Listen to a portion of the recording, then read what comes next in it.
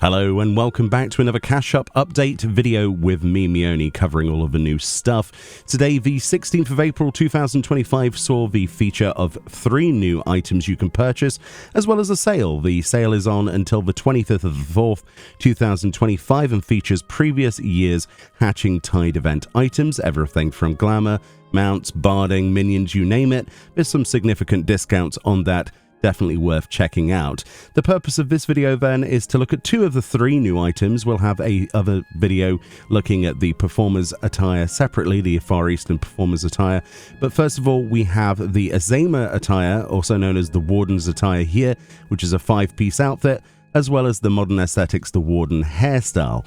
As you can see here, these are all priced relatively normally. I'm quite surprised. For $18 US, you can get a 5-piece outfit. For $5 US, you can get the actual hairstyle.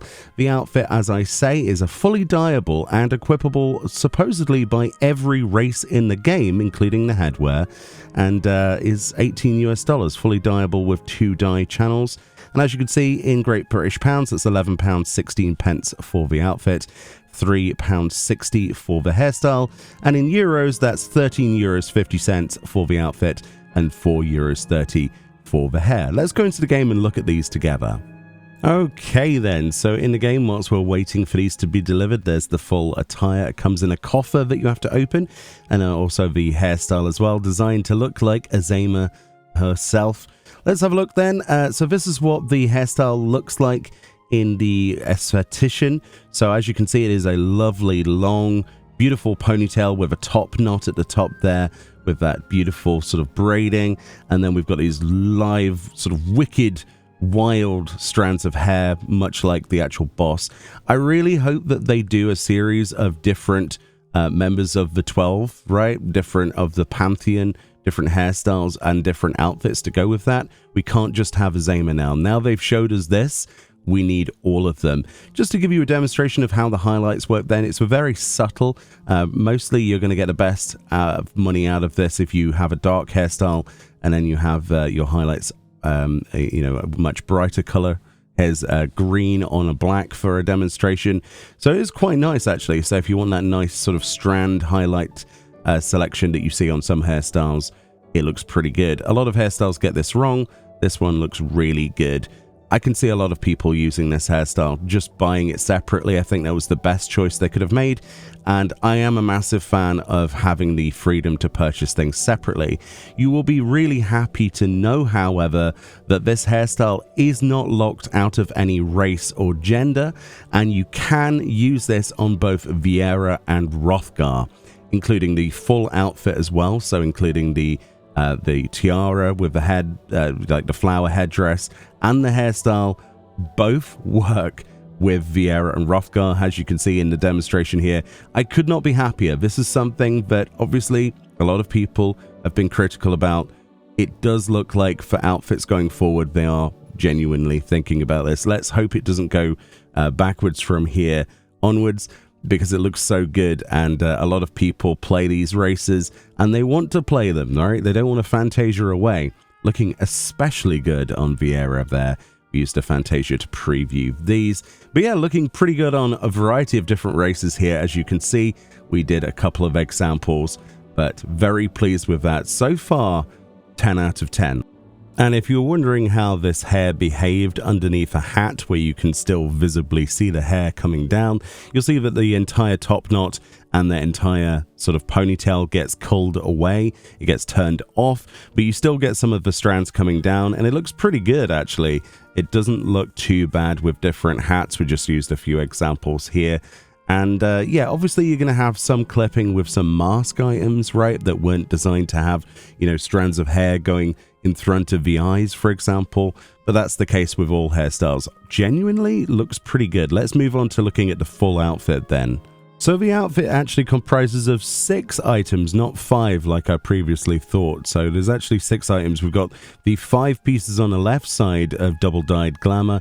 We also have a set of earrings. I'd say earrings, but it's an earring, which is Azema's earring here, which looks pretty great, honestly.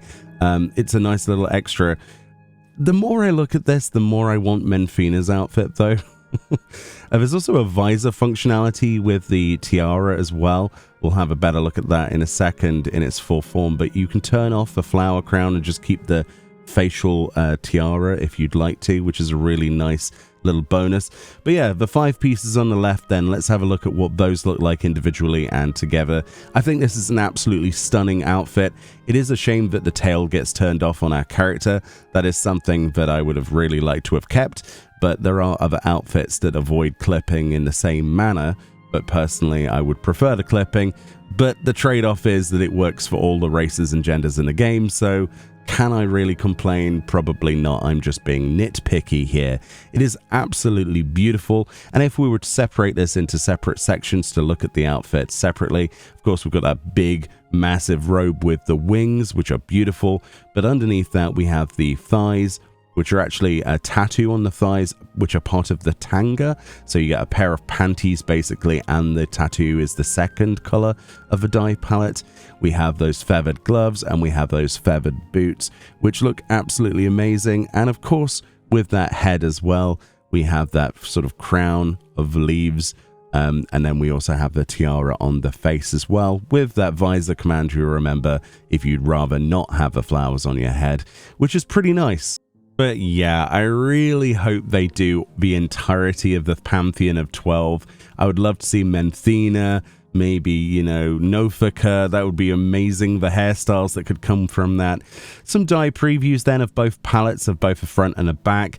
Obviously, this outfit seems to have a reflection of any dye that you give it on palette 1, which is the wings and the details.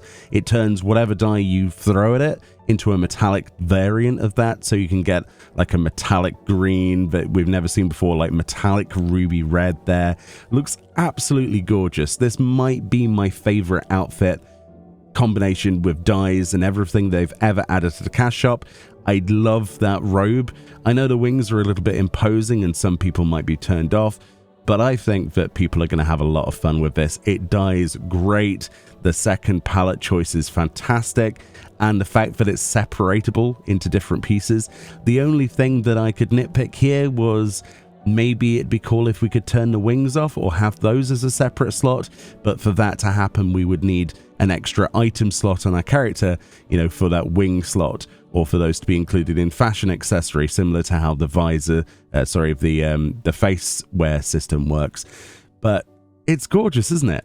What more can you say about this? I was very impressed when I saw this, like very impressed, and I really hope they continue in the future. Here's a brief demonstration of what those dyes look like then, just a few dyes as an example of how the tattoo changes color on the second palette of the tanga. So you've got your primary color being the panties, the tanga themselves, and then the second is the tattoos. I think a lot of people will be buying the outfit just simply for the tattoos, and that's totally fine. There's a lot of really good options. The gloves, for example, the feathered gloves, the feathered boots are amazing. I like the style of those. And the helm isn't too bad, but I think those are the main focuses, other than the chest piece if you wanted to recreate Azema, or, you know, to have a character that looked cool with a nice big flowing robe with black wings or red wings or whatever. It's just stunning. It really is. I'm over the moon with this one. It's not as expensive as I expected it to be for a 6-piece outfit, and the fact that it's usable by every gender and every single race, massive bonus. So in my opinion, one of the best outfits they've added to the cash shop. Let me know what you think about this. We're going to follow up this video with the other cash shop video, basically the other cash shop outfit, which is probably going to be a different story, but we'll see. We'll reserve judgment. Much love, and I'll see you all next time. Bye bye.